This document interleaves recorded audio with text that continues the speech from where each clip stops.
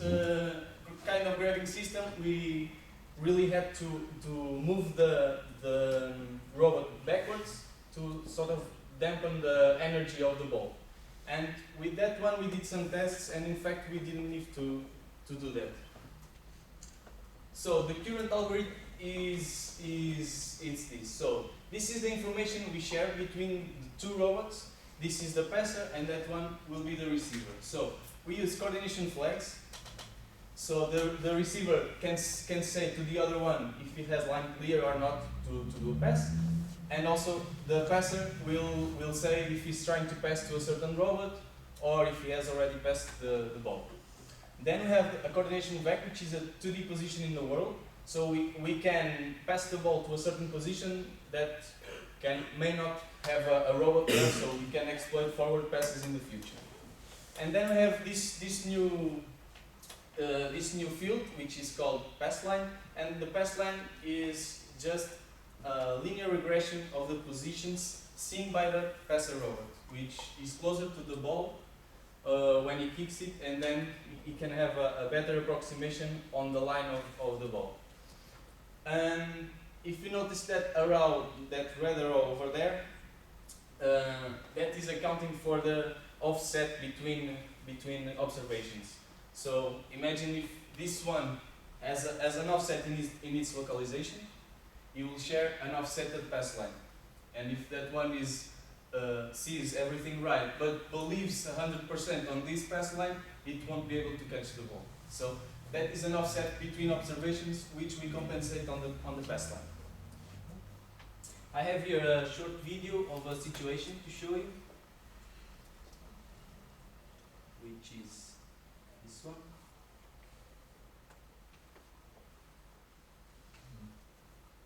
So you can see the algorithm in action.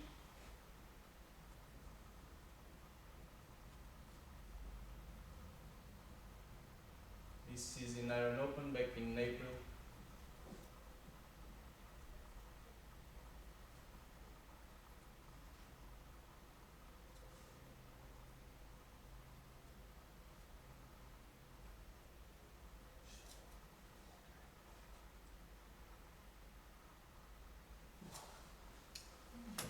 Okay, moving on to the next behavior.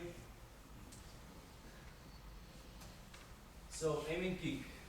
Our previous algorithm was based on alignment, on angle, error to the target, which is that red cross over there. And now we changed it to a new algorithm that uses two line segments, which are those two. And we say that the robot is aligned with the target when those two line segments intercept, which is on the right. So how do we model these line segments with the motion of the robot? So our objective was basically to allow the robot to kick the ball while moving, which we're not doing before. So modeling those two lines, we did some experiments, and we moved the robot sideways in our x coordinate and calculated that alpha angle. And in real time, what we do is rotate that line segment to accommodate for our calculations. And we did a similar analysis on the angular velocity, and we calculated that beta angle. And what we do in real time again is change the length of that first line segment with the increasing of the angular velocity, up to a point in which they can intercept, and we send a kicking order. And you can see in this example that we are sending a kicking order even though the robot is not physically aligned with our target, but its motion will make the ball go in that direction. So the bar gets bigger the faster you move. Yeah, in angular terms. Yeah. Of course, you add this to the x, and if the robot is also moving sideways, you will rotate that one also. Do you have any compensation based on the distance to the line segment? I mean, because you are making the line segment bigger based on the angle, but if the distance, so based on the d. No. If the d becomes bigger, then no. We measured better. So If the distance is bigger, the beta is the same, the B will be larger also. And there's no problem? No, Physics. not so far. Once the ball Okay, moving on to keep the schedule. We also had a look at our behavior to go to the ball. We were doing a lot of pushing fouls because if we want to intercept the ball, and this is the opponent, this is our robot. If we want to intercept the ball and go directly to the ball, what we will do is this, and this is immediate foul. Then we want to do something more elegant, but how can we achieve such a movement without motion planning? So we have a reactive robot. How do we do such a movement without planning?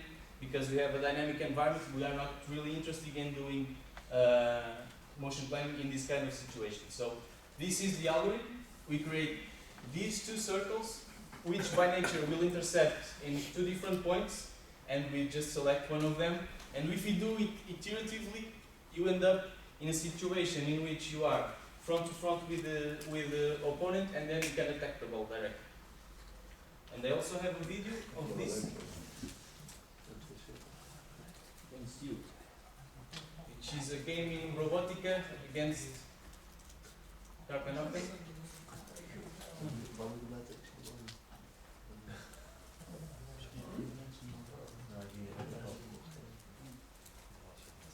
Okay, so we also integrated a new class called map, which we used extensively in the last year.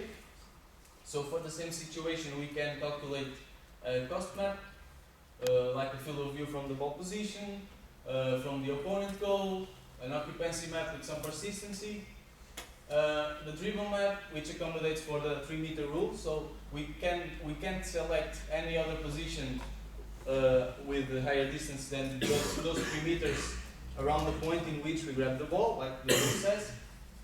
And then we can combine a lot of different maps to do, for instance, our picking map, which calculates the best picking point based on the situation. We also have a free play reception map for the other robot that doesn't have the ball to select best position to be. And we integrated this class into our base station tool, so we can see and debug our maps on top of our IDE or framework. So some results. So the change to this new architecture reduced approximately 80% of lines of code. We of course simplified the logic, but increased the number of behaviors and their respective lines of code. Our new behaviors, aim and kick, with that previous algorithm, like the alignment check by the angle, had that accuracy, 59.5%, and the new algorithm showed a 74% accuracy.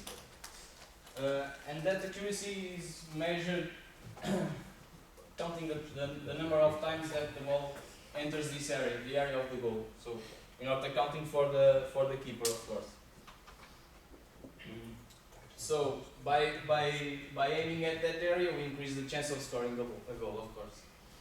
So contouring obstacles was first used in Robotica. It was used 35% of the striker time, so improved the defensive attitude of the team a lot. And with less fouls, we make less damage, and we are also safer to play against. Ball passes, we did a lab test with 2 robots and random position obstacles, and during 5 minutes they did 52 successful passes with a total of 63 attempts. And this was our last calculation of the ball passing algorithm efficiency, and we increased that to 82.5%, but still the hardware has still room for some improvement. Some conclusions. We solved the role complexity problem. This is our striker role. Doesn't have 500 lines of code. And of course, if you want to test, for instance, make that test of having 2 robots passing the ball, you don't want to kick to the opponent goal, you just want it to pass, you just comment that line and you have that test bed running. Some conclusions also on the implementation of the rules. Like I said before, in this new architecture, it's much more easier to introduce new behaviors on our role. And we also solve the problem of history loss by instantiating roles and behaviors in the constructors and just select them in runtime. So they exist during the agent's lifetime, which allows us to make decisions based on past events and past decisions also. And that's basically what I had to tell you. Thanks for your attention, and time for some questions. Yes? So you showed that you can change the behavior by commenting out the line of code. Yeah. So of course this looks very clean. Have you thought about making it configurable? It's not a behavior, it's a rule, right? Yeah, this is the constructor of our role. Of If the you rule. want to just clear that, okay, this behavior does not exist, and this role now only knows how to stop, knows how to make a pass, and knows how to go to the ball.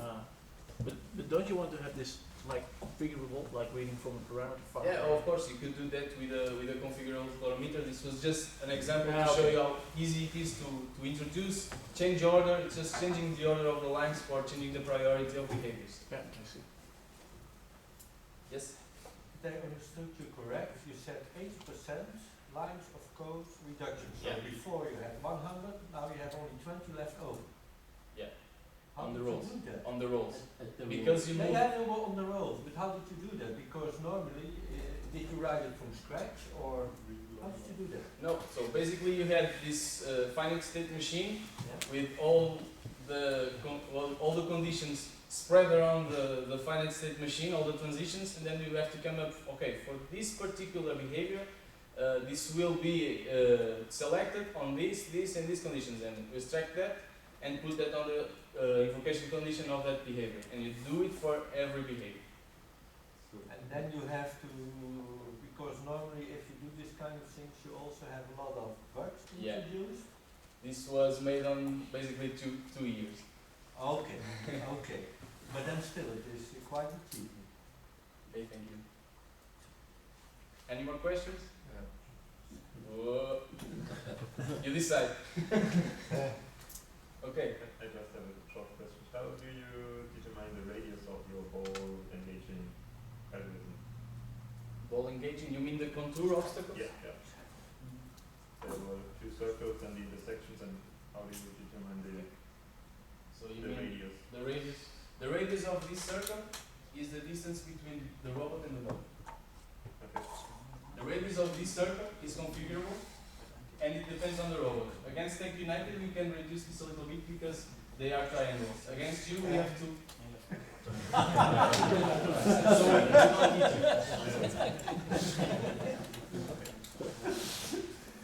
Does your behavior also support adaptive or dynamic behavior?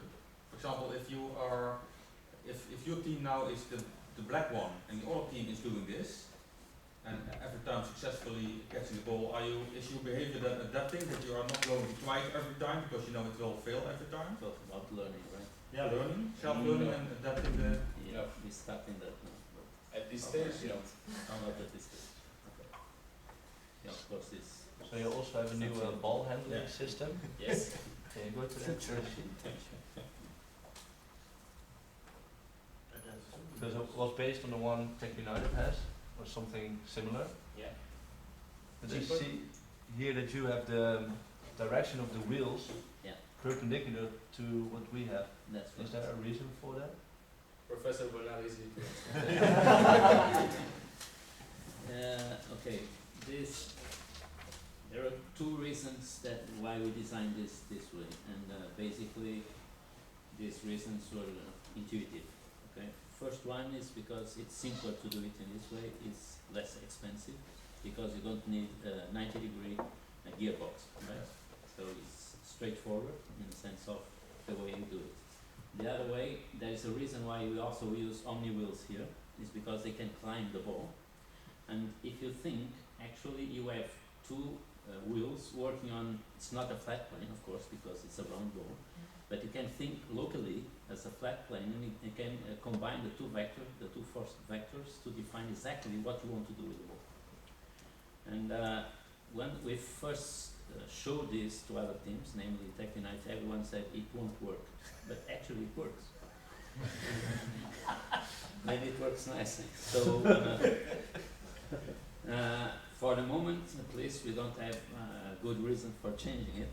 So there is a problem, of course, from the mechanical point of view, and I guess Tech Unite also suffered from that a lot of time ago. We are trying to tackle that because we don't have enough bumping on the system. So when another robot crashes against our grabbers, normally after 2 or 5 or 10 crashes, anyway, we have mechanical fuses that will fuse anyway. So some screws will blow up and we have to replace them. So it's not a good solution, but at least it allows us to play and make quick repairs. I get it. But of course we want to change that also. Thank you. Okay, so just to finish, I don't know if you noticed, but I had 3 dots in my thank you slide, and these 3 dots it's just a reminder for me to tell you that we will release our source code publicly in a month or so. Yeah, probably, probably until the end of November. Okay, so it will include a simple version of our agent with this